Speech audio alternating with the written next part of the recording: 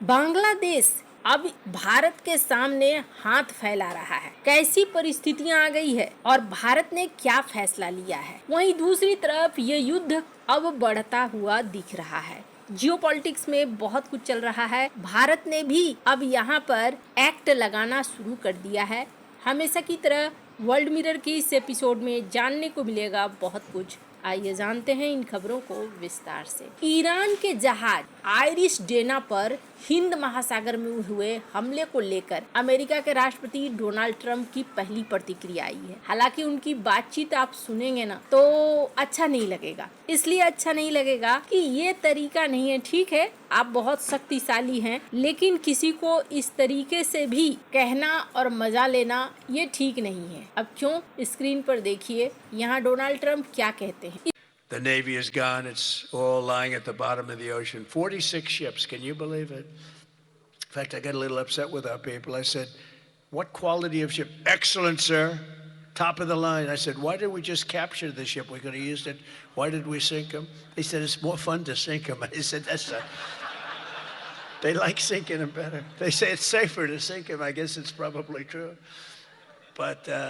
इसमें वो कह रहे हैं कि मेरे जो अफसर हैं नेवी के, वो बताते हैं कि ईरानी जहाज बड़े टॉप क्लास के थे, अच्छे थे, तो मैंने कहा कि उन्हें कब्जे में क्यों नहीं ले लिया, उन्हें डुबो क्यों दिया जब इतने अच्छे थे।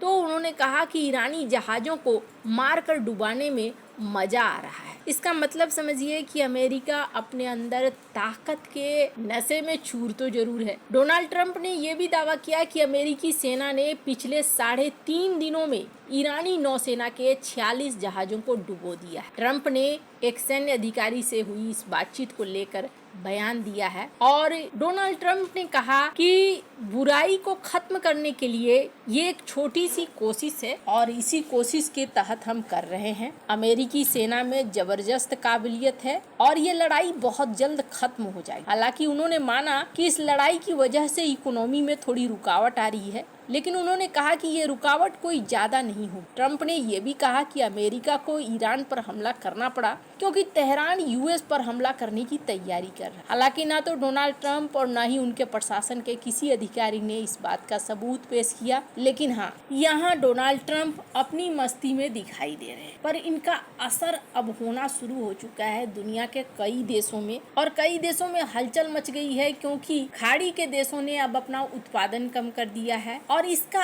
असर भारत के एक पड़ोसी को तो देखने को मिला, अब दूसरे पड़ोसी पर भी देखने को मिल रहा है। पर उससे पहले मैं आपको बता दूं बांग्लादेश की स्थिति क्या है। बांग्लादेश में पहले से महंगाई पिछले 10 महीने में सबसे ज्यादा है। इसके अलावा बांग्लादेश में अभी नई सरकार बनी है और सबसे बड़ी बात, स्ट्रेट ऑफ हॉर्मुज को लेकर दुनिया भर में एक ऐसी अनिश्चितता बन गई है कि न जाने आगे क्या होगा। और सिर्फ इतना ही नहीं कि दुनिया भर में, भारत के अंदर भी यहाँ देखने को मिल रहा है कि एक एक्ट लागू कर दिया गया है। अब इस एक्ट का क्या मतलब है? भारत सरकार ने इसेंशियल कमोडिटी एक्ट लागू किया है, यानी सबसे पहले एलपीजी की आपूर्ति को सुनिश्चित किया जा सके। अब इसका क्या मतलब है? सरकार ने इस कानून को लागू करके प्राथमिक क्षेत्रों में प्राकृतिक गैस की आपूर्ति को जरूरी माना है। नेचुरल गैस परिवहन के लिए CNG, LPG production, pipeline, compressor ईंधन, ये सब मुख्य चीज में आता है। यानी कि पिछले 6 महीने की औसत खपत का 100% गैस उपलब्ध कराया जाएगा जहां संभव हो, ताकि किसी भी तरीके से रुकावट न हो, लोगों को खाने पीने में कोई दिक्कत न हो। और इसके लिए कई जगहों पर कटौती भी की जा रही है, जैसे कि रिफाइनरियों को गैस आवंटन 65% तक घटाया गया है ताकि एलएनजी सभी को मिले। उर्वरक फैक्ट्री को 6 महीनों की औसत खपत का सिर्फ 70% मिलेगा, यहाँ भी घटाया गया है। कई जगहों पर घटाया गया है। साथ ही होर्डिंग रोकने की कोशिश भी हो रही है। बहुत सारे लोग ऐसा न हो कि पहले से बुक करके रख लें, जमाखोरी करें, ब्लैक मार्केटिंग करें।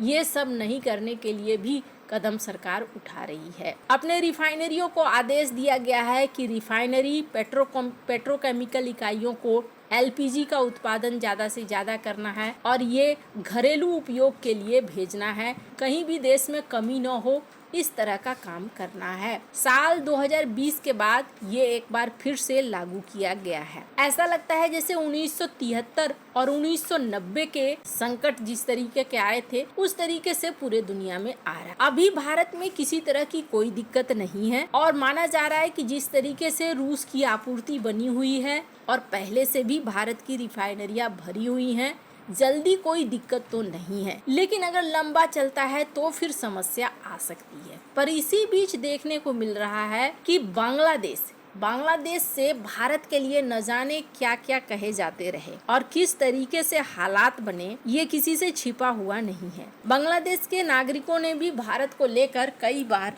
एक बड़ा वर्ग बांग्लादेश के नागरिकों में जिसने निशाना साधा भारत को और आज भी साधते हैं, पर उनके लिए एक एग्जाम्पल है कि अभी कच्चे तेल की कीमत $120 प्रति बैरल पहुंच गई है, जो 3 साल में हाईएस्ट है। हालांकि कुछ गिरावट आज देखने को मिली है, लेकिन धीरे धीरे माना जा रहा है कि तेल का दाम बेतहाशा बढ़ेगा। भारत दुनिया में पेट्रोलियम प्रोडक्ट का एक बड़ा एक्सपोर्टर है। इनमें diesel, petrol, ETF naphtha, fuel oil और एलपीजी है। साथ ही भारत कई पड़ोसी देशों को पेट्रोल और डीजल देता भी है, लेकिन क्रूड की सप्लाई टाइट होने के कारण भारत के लिए भी अब पेट्रोल डीजल का एक्सपोर्ट करना थोड़ा मुश्किल हो सकता है। चीन ने अपनी कंपनियों को पेट्रोलियम प्रोडक्ट के निर्यात रोकने को कह दिया है। भारत ने अब तक ऐसा नहीं किया है, लेकिन अगर लंबे समय तक क्रूड की सप्लाई बाधित होती है तो भारत को भी ऐसा करना पड़ सकता है। इसी बीच बांग्लादेश ने भारत को नया टेंशन दे दिया है। स्क्रीन पर एक आर्टिकल देख सकते हैं। बांग्लादेश पेट्रोलियम कॉरपोरेशन के चेयरमैन का कहना है कि हमारा भारत के साथ एक एग्रीमेंट है। इसके मुताबिक भारत हर साल बांग्लादेश को पाइपलाइन के जरिए 1,80,000 टन डीजल की सप्लाई करेगा। अभी भारत से जो 5,000 टन डीजल आ रहा है वो इसी एग्रीमेंट का हिस्सा है। एग्रीमेंट के मुताबिक भारत को 6 महीने के भीतर बांग्लादेश को कम से कम 90,000 टन डीजल एक्सपोर्ट करना होगा। आज 5,000 टन की खेप आ रही है और हमें उम्मीद है कि अगले 2 महीनों में हमें पूरी 6 महीने का डीजल मिल जाएगा। यानी कि ये अब भारत से, चूंकि डील पहले हुई है, तो इस आधार पर ये भारत से डीजल मांग रहे हैं। वैसे आपको बता दूं, भारत दुनिया में डीजल का बड़ा एक्सपोर्टर है। पड़ोसी देशों के अलावा Bharat, Netherlands, UAE, Singapore, America UAE को डीजल की सप्लाई करता है। इस साल भारत से पेट्रोलियम प्रोडक्ट का एक्सपोर्ट $85 अरब पहुंचने का अनुमान भी है। अब आपके मन में सवाल आएगा कि भारत को बांग्लादेश को नहीं देना चाहिए। तो आपको बता दूं,